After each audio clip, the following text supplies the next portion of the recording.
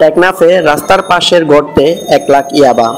কক্সবাজারের টেকনাফে এক অভিযানে রাস্তার পাশের ঝোপে গর্তে লুকানো 1 লাখ ইয়াবা উদ্ধার করেছে বিজিবি।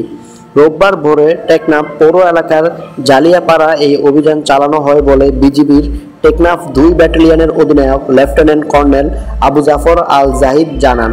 তিনি বলেন, একটি চক্র মিয়ানমার থেকে ইয়াবার বড় একটি চালান টেকনাফের জালিয়াপাড়া এনে মজুদ রেখেছে। খবর পেয়ে তারা অভিযানে যান। সেখানে রাস্তার পাশে ঝোপের ভিতরে মাটির গর্ত থেকে একটি পলিথিনে মোড়ানো 10টি প্যাকেট 1 লাখ ইয়াবা পাওয়া যায়। তবে বিজিবির উপস্থিতি টের পেয়ে চোরা কারবারিরা পালিয়ে যাওয়ার তাদের কাউকে আটক করা সম্ভব হয়নি বলে জানান লেফটেন্যান্ট কর্নেল আবুজার আল জাহিদ। তিনি বলেন, উদ্ধার ইয়াবার বাজার মূল্য আনুমানিক 3 কোটি টাকা।